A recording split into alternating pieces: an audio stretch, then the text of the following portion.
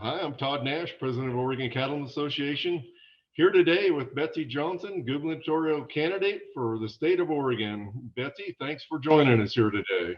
Thank you for taking the time to do it. I enjoyed our time together out in Pendleton, and I guess this just continues your process. Yeah, so we'll get right into it here, and we have a series of questions for you. And the first one is, cattle are consistently the top of agriculture commodities in the state of Oregon. How do you intend to track the viability and health of this industry? Well, largely by reaching out to you all. I don't pretend to be a cattle woman or cattleman. I think what's happened with the governor's office that's wrong is that there's been too much emphasis on doing it to Oregonians, not with Oregonians. And so other than subscribing to the Capitol Press and reading, I would intend to engage with your organization and specific producers to get those snapshots in time about how things are going. I know that there is an awful lot of pressure on the industry with the cost of ranching, inflation, your inputs all costing more. Again, I don't pretend to have that expertise. I have tremendous concern for it. And I think that agriculture writ large, and you guys at the top of that pyramid, are incredibly important to Oregon's economy. So I would want to be informed and would be delighted to have regularly scheduled meetings so we don't run up against some crisis and then everybody rings the fire alarm and goes out and tries to deal with the crisis. I'd rather be continuously informed as we move forward. Well, and that flows right into my second question. Would you make it a priority to try to attend our mid-year and annual meetings? Hell yes.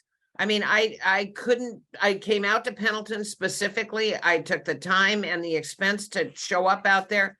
I couldn't come to the second one. You give me predictable schedules, and as governor, I would build that into my calendar.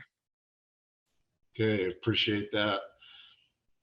Betsy, both of our U.S. senators, Merkley and Wyden, have made it a priority to get out to all 36 counties every year. Would that be something that you would be interested in doing?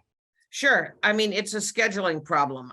When I was in the Senate, I took care of 5 counties and was ubiquitous in those counties.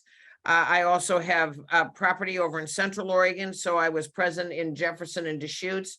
I was not necessarily over there doing press conferences, but we're going to Lake County and Klamath County at the beginning of next week. I've been down to Medford already, Roseburg, Grants Pass. I have absolutely no difficulty in going to every county. I don't know what the cattlemen's expectations would be, whether they would be specifically to meet with your industry or whether or not you'd want press conferences, whatever. I don't know what you want, but I have no difficulty moving around the state. As many of your members know, I was in the aviation business for a long time. My husband remains in the aviation business. And so I have access to an airplane. I had no problem moving around the state and talking to folks. Okay, thank you for that. We're going to shift gears a little bit to water. Water, of course, is a big issue in Oregon. What would you do to better prepare Oregon for the drought cycles? You know, predictably, we have 25-year wet periods, 25-year drought periods. What would you do to prepare us for resiliency? Well, a variety of things. One of them is get a functioning agency that is there to help. The second thing is to realize that a water issue in Klamath is not a water issue in Umatilla, is not a water issue on the coast, is not a water issue in far eastern Oregon. I believe very strongly, having watched the Umatilla model that was driven by J.R. Cook and frankly weighing in on a number of occasions when that project got high-centered at water resources, I believe very strongly in identifying what's the regional problem, what can happen on the ground that describes the problem and then describes a solution that is acceptable to the community, and then pulls together the people that are willing to work on it. I don't think that the Umatilla Basin project has gotten enough credit for the risk that the people in agriculture took to help facilitate that outcome. I mean, they've leaned their own properties in order to build infrastructure. And along the way, I don't think the department was useful at all. We have not had a coherent water strategy that describes what the needs are regionally. I think the players are vastly different in each of the different geographic areas. The tribes play a bigger role in Klamath. In coastal Oregon that I represented in Tillamook for a long time, where there are tons of dairy farmers, they had different issues that spoke to flooding. I helped spearhead about a $13 million project to reduce the duration and the height of flooding. So the main thing is for a governor to recognize that there is, yes, a global water problem, but to be respectful and listen to what the locals suggest are the solutions, and then to facilitate those locals working together to describe the problem, describe the solution. The state also ought to provide durable funding. Right now, as you know, because you're very familiar with the legislative process, every long session, different interests come in and beg for money. Some of these water mitigation projects are going to have to be implemented over a number of years at huge dollar amounts. And you shouldn't have this start-stop kind of approach to dealing with water mitigation, water supply, when you don't know what the predictable, durable funding is out over the life of the project. So I'm acutely aware of it. I witness it in a river that runs through property that I own in Central Oregon. We've got to think about how complicated water law is in this state. We've got to recognize the various calls on water. There are going to be some projects that will be more acceptable to community standards than others. Be cognizant of those, and mostly, though, listen to the locals as they describe what they need, and then set a table where serious negotiation can occur, recognizing that not everybody is going to get everything they want out of this. But when you consider for irrigated agriculture, the difference in value at the farm gate from irrigated ag to non-irrigated ag, and the fact that for you guys, it's existential. You got to grow feed, you got to have water your critters. It is a significant problem that I think has had some dominant voices try to put prescriptive solutions onto water that may or may not work for producers or cattle producers or dairymen. This has got to be a process of regional negotiations, and then an agency that is not such a pain in the rear end to deal with. Okay, thank you for that, Betsy. Specifically, we know Tom Byler is stepping down from Oregon Water Resources Department. Alexis Taylor is moving on. Do you have any specific top of the priority list replacements for those positions? No, I think it is arrogant to be thinking about people. I got to get elected first.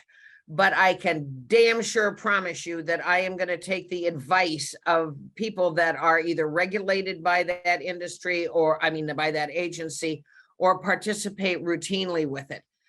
Kate Brown has not paid, in my view, good attention to the executive agencies. And as a result, while the cat's head has been turned, the mice have gotten awfully frisky. The mice are writing rule that is unseen by the public. Participation over Zoom is very difficult. And even if you were the best damn lobbyist on the planet, trying to monitor various agencies all promulgating rules simultaneously would be an acrobatic act of some considerable skill. The rule writing has got to be transparent. The tables to write rule have got to be set. I believe in having can-do, want-to, will-do people running these agencies, and not people that are political rewards or people that come with a distinct bias, particularly a bias against the industries that they're supposed to be regulating. I want agencies to start at yes, not start at no. And it has been my observation, and I'm a pretty keen observer for the last X number of years writing budgets for these agencies, that a lot of our agencies, particularly the ones in the natural resource realm, start at no. And I believe that those state agencies have an obligation to assist Oregonians. So while I don't have specific names, I absolutely promise you and promise the people that are listening to this and will listen to the rebroadcast that I will reach out to get recommendations. I will not make agency heads political rewards. I will have policy advisors that have issue area expertise. I will consult with the regulated industries or the affected industries to get their recommendations. I'm not going to participate in loading up agency heads or their boards and commissions with biased individuals. I mean, the fact that Kate appointed an expert in snakes coming from the Portland Zoo to the ODF&W board is, I voted against it, and it's just incomprehensible to me that that would occur. I'm going to ask the people that are listening to this Zoom meeting to just imagine for a second with me a governor that would say, I will not sign a budget into law. I will not sign a bill into law. I will not make an appointment to a board or commission or an agency head without bipartisan legislative support and industry input. It would transform how Oregon does politics. And I would just say for emphasis, I'm not running for miscongeniality. I would be happy to take out a veto pen and veto bills that do it to people, not with people. If we pass a law that's good for one Oregonian, it ought to damn well be good for all Oregonians. I'm sorry to sound a little fired up about this, but I have watched way too many agency heads come with preordained agendas and stretch the definition in rule of what the legislature intended past the popping point. I would be a vigilant watchdog over agency bad behavior. And again, get people who are partners with Oregonians, not retaliatory adversaries. I appreciate all that, Betsy. The next question is, and you touched on it a little bit, what do you think Oregon Water Resources Department is doing right, and what could they improve on? Well, first of all, I don't find them particularly helpful. And I think if J.R. Cook were sitting beside me, he would tell me that the amount of money that the Umatilla Basin project ended up wasting trying to jump through all the hoops thrown up by Water Resources could have been better applied to developing the project or its subsequent phases. I have found it incomprehensible that some of the hydrogeologists employed by the agency are 180-degree odds with private hydrogeologists. There ought to be one objective standard. We shouldn't have dueling hydrogeologists. I have found them moderately responsive when I've called on them to come to meetings, unlike DEQ, where Richard Whitman called a meeting and drew people internationally to the meeting, and then he went kayaking in the San Juans. I mean, Commissioner, it's hard for me to say what they're doing right, because in my old life as a senator, nobody called me up ever to say, damn, ODOT's doing a good job on this, or damn, Water Resources is doing a good job on that. By the time they called me, they were so angry, so frustrated, so pissed off that I frequently heard about the bad stuff and infrequently heard about the good stuff. So I don't know exactly how to answer your question, but that is a vital agency. It needs to be run by people that know what they're doing. It needs to have people consulting with the agency who are on the ground and are practitioners in either irrigation or water use mitigation or building out new projects like Umatilla. So I guess that's all I can tell you. I don't have a big long list of agency doing good, because nobody calls their senator when they're thrilled about agency performance. Okay, well, thank you. Specifically, getting down to a particular area, the Klamath Basin, and it's a crisis down there with the irrigation situation.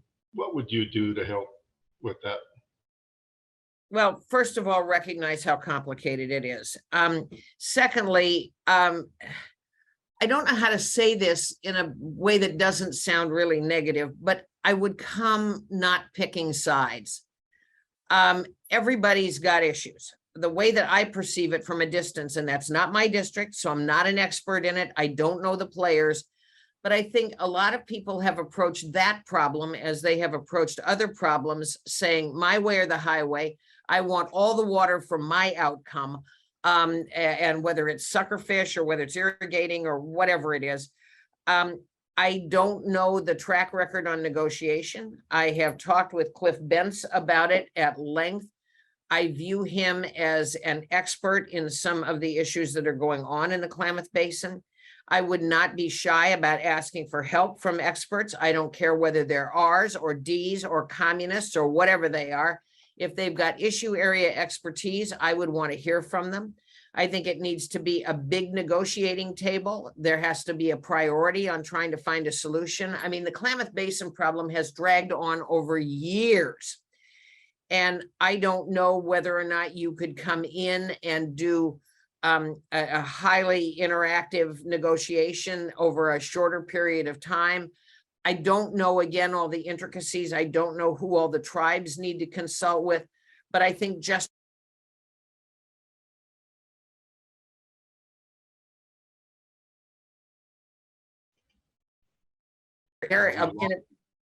pardon We me? lost you for just a second there, Betsy. I don't know. We lost you for about the last 15 seconds there. Apologize for that, but the screen froze. Oh, I'll try to go back 15 seconds ago. I'll just say, recognizing how complicated that problem is, I would want to turn to issue area experts, and I don't care what their political affiliation is. I would want to set a big table that had all perspectives and have the expectation that people would come and negotiate in good faith. Not everybody's going to get everything they want, but for producers in that area, it's existential, and that ripples out. If they're not growing hay, they're not helping you guys. I will just confess to you, I'm not an expert on the Klamath. It's not in my district. I know enough to have an opinion that I understand how complicated it is. And I would try to have a fair, unbiased, inclusive process to describe the issues in the Klamath, have local people make the problem statement, have local people participate in describing what a solution would look like, and then have the state as a durable and faithful partner to both get agencies to implement the solution through regulation and to have the legislature provide adequate money to complete whatever the agreed upon outcome is. Okay, thank you. One more question on water. There are several state agencies that have the authority to take in-stream water rights. What is your position on that? I don't know. I don't know that I have a position because, Commissioner, I got to be honest with you, I'm not sure I know the full range of agencies that have an in-stream right.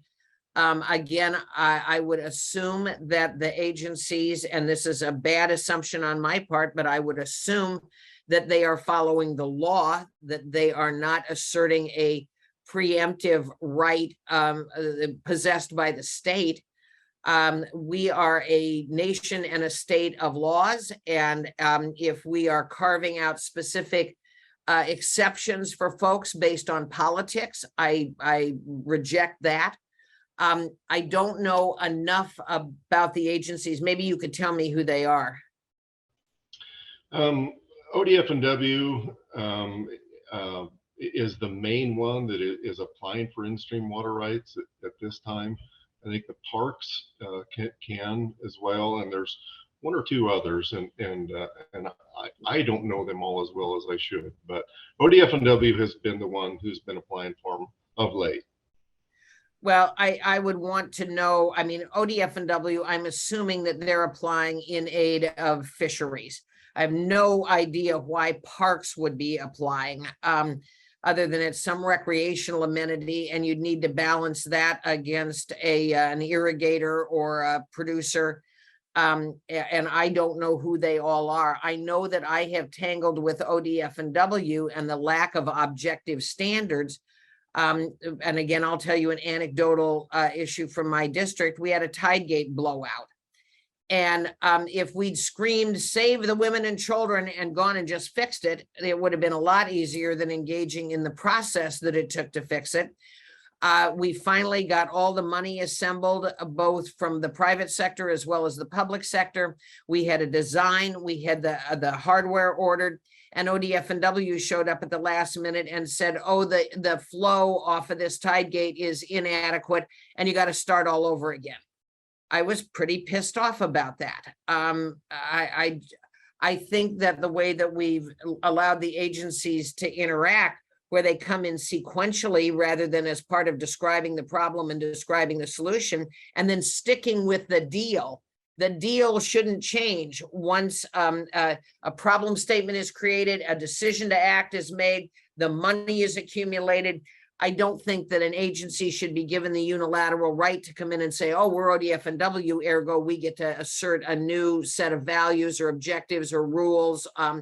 That's not cool. I would reject that. So I would need to know more. And I would turn to, again, issue area experts. If lawyers need to sort out what the legal standing for the state is, I would want objective opinions, not bias or swayed opinions. I want to get anything other than the real answer is like touching up your own x-rays. I'd want the real answer. And then again, put together a big table and talk about it. Okay. We're going to shift gears a little bit to taxes. So the corporate activity tax has brought in huge revenues to the state. If you had the opportunity to vote on that particular bill again, would you vote the same way? No, sir. And I think that warrants explanation. That was a rushed bill. It was done behind closed doors because the Capitol wasn't open. I think we had inadequate explanation about its compounding and cumulative effect, particularly for high revenue, low margin folks like cattle producers and dairy people. Exceptions to the bill were made by skillful lobbying, and that was very problematic so that certain sectors got accommodation. I know that there were efforts on the part of your lobby team to get some mitigation for beef. I know there were some efforts to get mitigation for dairy because I participated in those. I would absolutely vote against that bill. It was problematic for some of us that were seeking guidance from Oregon Business and Industries, which is the big business association, because their membership was split. One of the other arguments was, if you don't pass this, it'll go to the ballot. We never put adequate benchmarks in it. We never asked for any accountability out of spending these giant volumes of money. And now already, even with this huge influx of money, you hear about the schools screaming about low resources and threatening to strike. I would absolutely look at that bill again. And that's not to say that some of the exceptions that were made, like cooperatives being excluded, weren't good things, but that bill should not have been amended on the fly towards final passage. We also didn't know how much federal money was going to pour into the state. Education was screaming that they needed an educated workforce. Some of us were deeply conflicted about that bill. Plus, the pièce de résistance was that there was the promise that there would be a real discussion about what to do with the state's PERS liability. We got too much tax and too little PERS. I would absolutely vote no now. And as governor, I would do what I could to mitigate the bad effects of that bill. It's not just your industry. It has had a profoundly chilling effect on the business climate in Oregon, and I believe has driven a number of companies to domicile someplace else. Okay. I'm going to shift gears again. Private lands issues. What is your position on the state acquiring more land from private holdings? I've had kind of a mixed record on that. In some cases where the locals think it's a good idea, I'm fine. I know that Senator Finley is going to war over one that's a land acquisition down in his neck of the woods. By and large, willing buyers and sellers, fine and dandy, but when it takes it off the tax rolls, it affects your counties. I think that the legislature was doing it far more as a knee-jerk reaction than a thoughtful review of what does this do if you take it off the tax rolls. I'm not always sure that there was adequate sort of environmental justification to do some of these projects. So I don't know that I have a firm opinion, no or yes. I think they ought to be reviewed on a case-by-case basis. I think the agencies need to do a more thorough job of analysis, and they sure as hell need to do a more thorough job in consulting. And I'm not just pandering to you, but they need to do a better job consulting with county commissioners, local electeds, mayors, city councilors in the affected places, rather than having Salem make a decision that then has ramifications that come down to the counties or local jurisdictions. Okay. Next question, and private property, but our livestock or private property. How would you protect livestock from predator depredations? Well, that's one of the things that you and I have talked about at length, and stuff that I did at the legislature was both seen votes or bills and unseen in the closed door sessions of Ways and Means. And I can say without fear of contradiction that had I not been in the Ways and Means room, there would have been no wolf depredation money. That was a hard fought, and there are lots of very strong feelings about it in the legislature, but I was a champion for finding resources to help mitigate the losses of producers suffered by wolves. So would you repeat your question? I got ranting about wolves and I lost it a little bit. Yeah, it just, how would you protect livestock from depredations? Well, first of all, to recognize that there are strongly held opinions on both sides, and you guys should not bear the entire burden of your cattle getting killed by wolves. At my own dime and my own time, I flew an airplane load of urban legislators over into Northeast Oregon. And we happened to be up in Flora about the time that there had been a calf killed. And a couple of things struck me as interesting. First of all, Senator Whitsitt, who was a veterinarian, had described with such specificity on the floor of the Senate how a wolf disembowels a calf, that it was pretty damn clear to any of us that had been in the Senate and had heard his explanation and saw that calf what had happened. There was a lot of pondering and philosophizing about how the calf had died. It sure as hell didn't commit suicide. And it was later declared a wolf kill.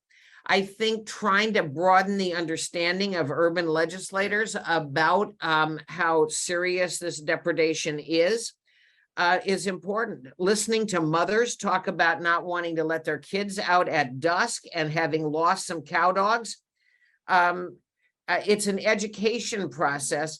As far as how do you actually protect your herds from depredation, I don't know. That's up to you guys that are experts. You know, put them in at night, build taller fences. I don't know the answer to all of that. But I think having a governor that recognizes that the reintroduction of wolves has an economic impact on producers in Oregon would be an important first step. Okay, thank you. Similarly, what measures would you take to mitigate damage caused by elk, feral horses, and other animals on high-value cropland and range pastures? Okay, now you're asking me a trick question. Because I got an answer, but it's a trick question. Let me talk about what I am doing right now. There are habituated herds of elk that are all up and down the Northwest coast. They are in Seaside and Gearhart, and I have been one of the champions of a process to try to figure out how to cull those herds. And God, it's been hard. We have had to get cities to pass ordinances to allow us to cull. We had to find a beneficial use for the meat, which we've now gotten set up so that the culled elk will be turned into product that the food bank can use. We've had to, I said, pass ordinances so that little old ladies that live in Gearhart were leaving out bushel barrels of apples for elk. We've had to negotiate through the PETA people who didn't want a single hair on an elk's head touched. But we now have an action plan. And I'm one of the people that's out helping raise private sector money to implement that plan, including getting some freezers so that we can store the culled and cut and wrapped elk meat for the food bank. It gets more complicated on your side of the mountains because I think that there's a split opinion. I've worked with Representative Bobby Levy. She and her husband have been active in trying to talk about especially elk depredation. But as I've learned more about it, there's a certain cohort of people who think it's fine to have herds because they want to invite hunters onto their property. So at least in Gearhart, after years of negotiation, we got the community to coalesce around how do you describe the problem? How do you describe the solution? I haven't followed your side as closely. I know that I contributed some private money to help get staff to at least convene the people to talk about it. So your situation on the east side may be a little more complicated because you're not of one mind. Is that a fair characterization?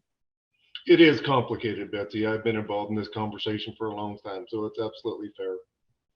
So, but again, I think having a governor that recognizes that there's a problem and is willing to push back on behalf of agriculture and producers. I mean, I worked with Marie Gadati, who was on the Farm Bureau board when geese would come and land in her field and chew it right down to the dirt in a matter of hours. And while it was almost impossible to get the solution that many West Side farmers wanted because of indigenous people in Alaska and Canada, we at least built a record of the level of damage caused by these critters. And the ones that I'm the most familiar with as far as damaging critters are wolves, elk, geese. You had mentioned one other. Feral horses. Oh, feral horses. You know what's interesting about feral horses is the proliferation of feral horses, and doing something to manage those populations, I think is really important. I drive back and forth to Central Oregon all the time, and I was driving up on the reservation outside of Madras and through the res and then up to Madras. And there was a herd of wild horses. I'd never seen that herd before.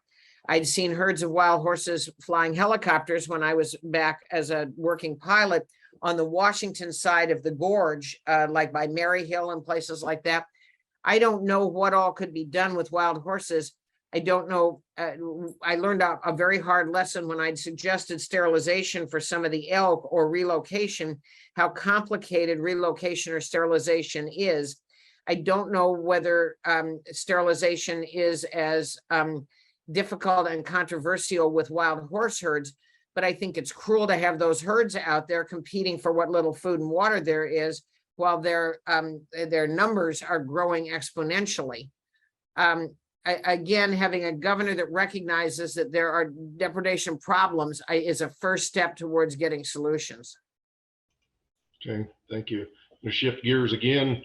Public lands. I wanted to tell everybody that the geese taste just like chicken and you could just kill them and we give them to the food bank. It's a little more complicated than that, but go ahead. Okay, you'd lose a lot of credibility if you said that though. So anyway, shifting gears to public lands, 52% of Oregon is under federal management. We see proposed wilderness study areas, monuments, and most recently the Rivers Democracy Act. What would your position be on these, or as governor, would you weigh in on those at all? Sure. Let me go back just for a second. I don't want to lose any credibility. I'm fighting for credibility with you guys. I was cracking wise. Whoops, now you're frozen. Yeah, yeah, I appreciate that. Yeah, I've just never tasted a goose that I really liked. Now you're frozen, Betsy. Okay, you're live again now.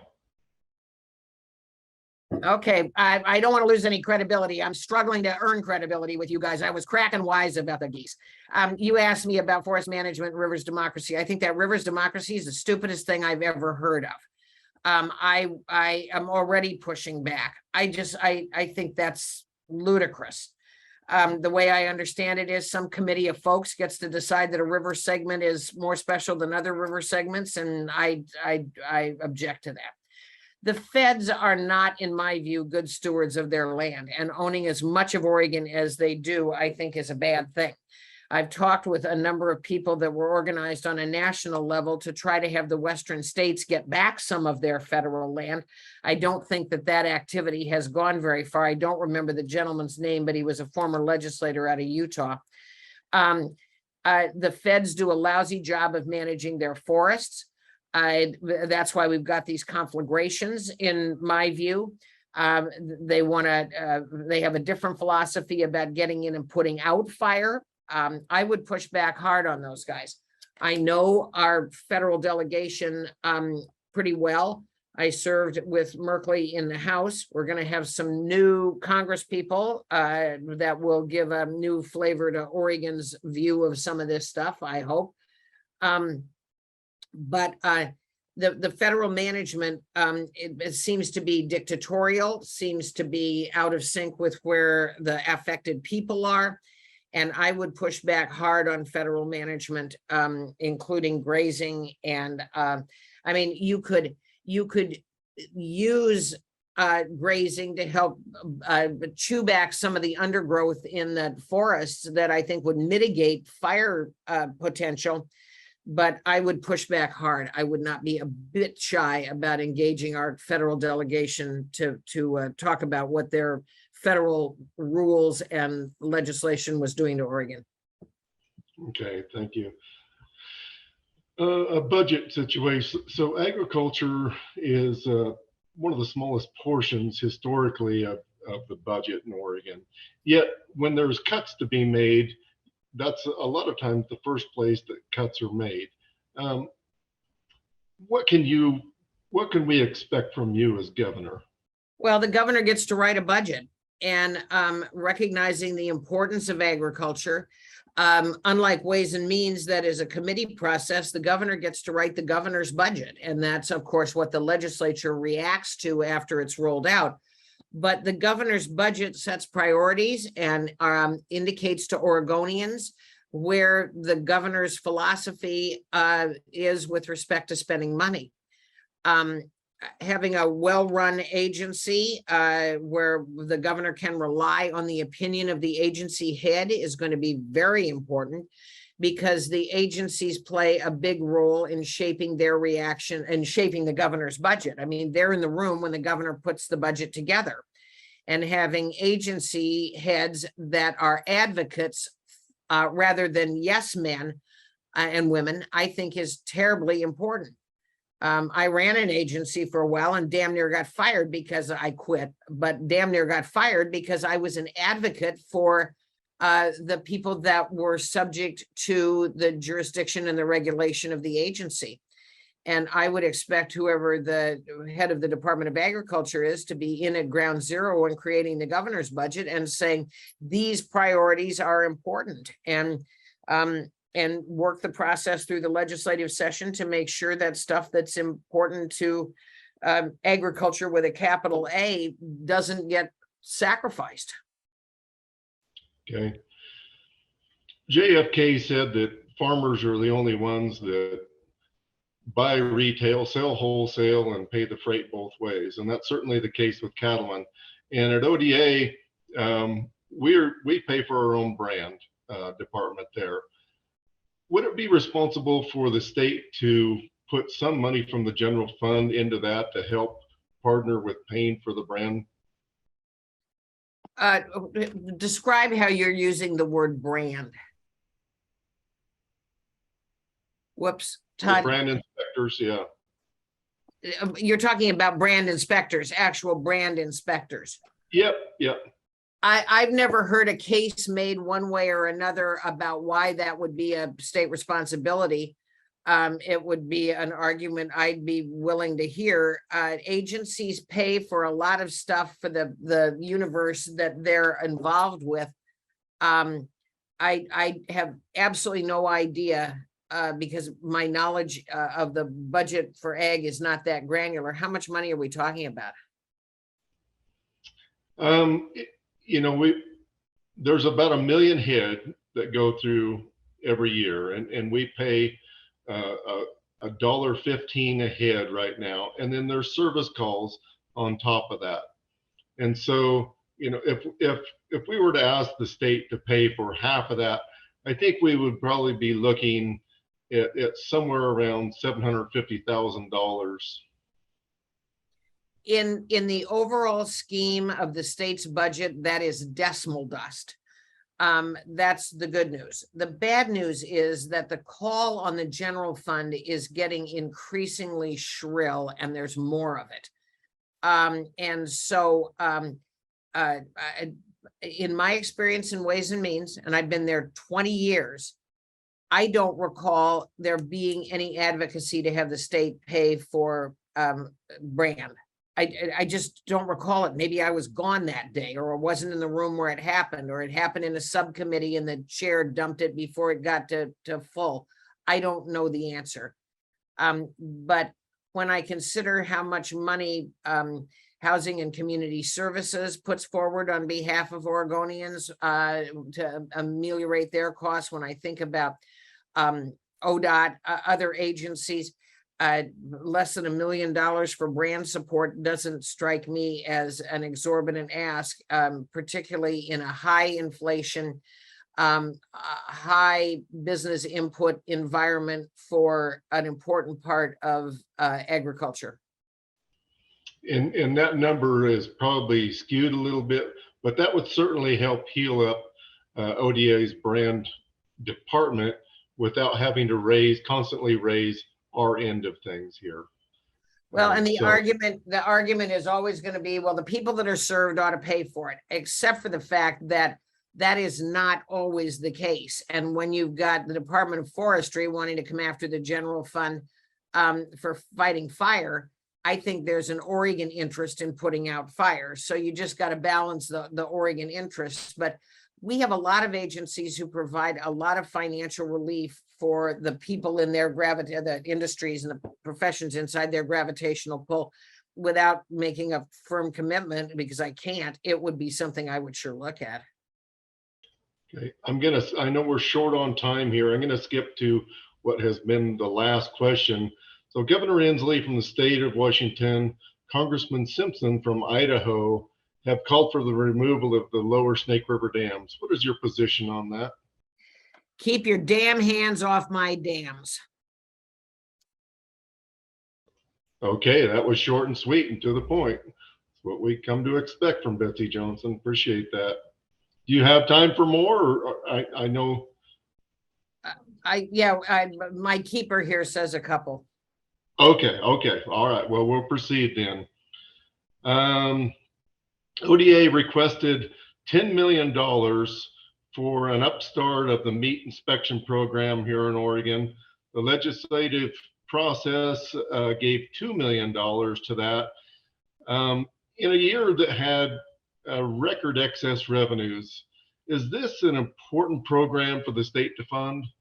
Well, again, you're asking me with a significant bias, because I'm going to rely on meat processors to process the culled elk out of the North Coast. And so I actually know quite a bit about it. I was an advocate of that bill. It was Brock Smith's bill. And to be absolutely honest with you, I think one of the reasons that it got whacked down from 10 to 2 was because it was a Republican's bill. Under Governor Johnson, that is not going to happen. I don't care whose bill it is. If it's good for Oregon, it's a good bill. I don't know from from your perspective, you might have a different attitude about helping to shore up meat processors. But I can tell you, one year I bought a couple of hogs at the Tillamook County Fair. They were FFA or 4-H. I couldn't get them processed because there wasn't a USDA processor in Tillamook. I think for the 4-H kids and for local producers, having predictable, reliable, responsible processors is a good thing. Now, I don't know, because you send truckloads of cattle off to the big processors. I don't know how the industry felt about having more smaller processors certificated and supported by the state. From my two very parochial interests, getting my swine butchered in Tillamook and having a beneficial use of those elk, I was very supportive of the bill. Tell me if I'm wrong about something. Nope, you're right on track. Ag overtime. We saw ag overtime go through this last year. Now that it's gone through, how can you help farmers and ranchers that are having to deal with that, mitigate that? Well, had I been there and I'd already resigned, I would have voted no. I think it's going to have a very pernicious effect. And I'll go back to dairy just because I know dairy a little bit better. And it's stupid to talk about dairy in front of a bunch of beef guys. But my concern was workforce moving from one dairy to the next, and a manipulation of hours so that the workforce became destabilized.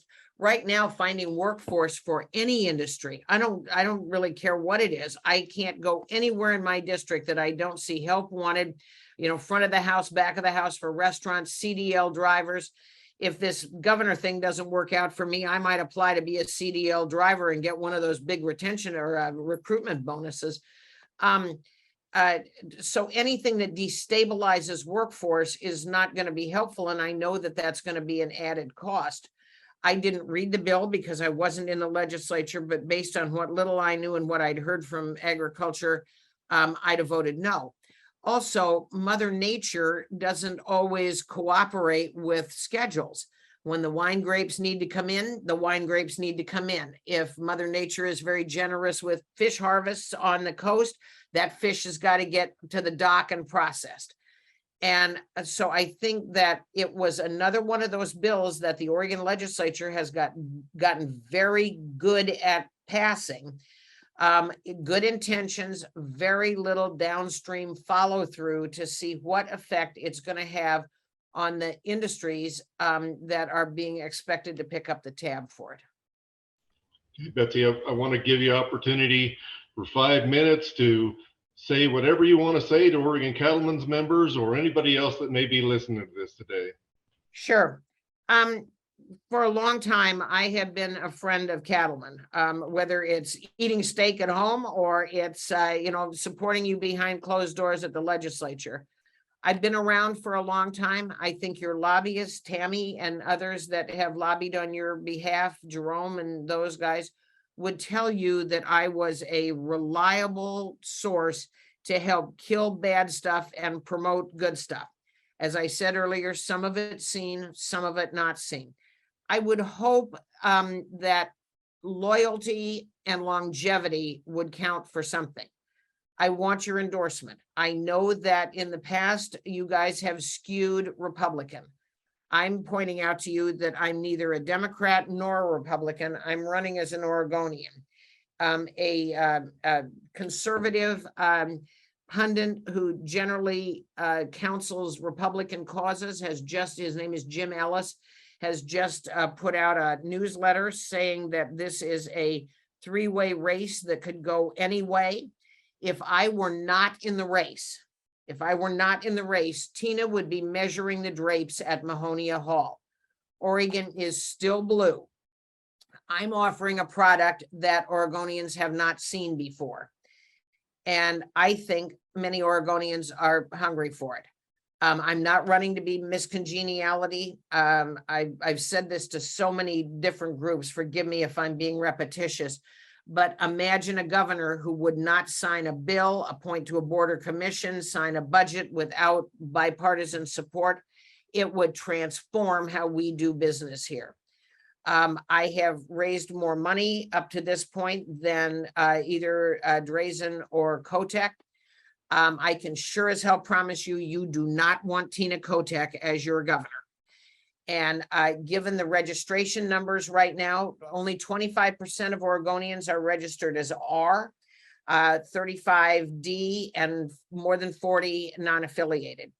I think that our message of cleaning up the streets, being a hard-nosed governor on agency performance is one that Oregonians want. People think that Oregon is off the track.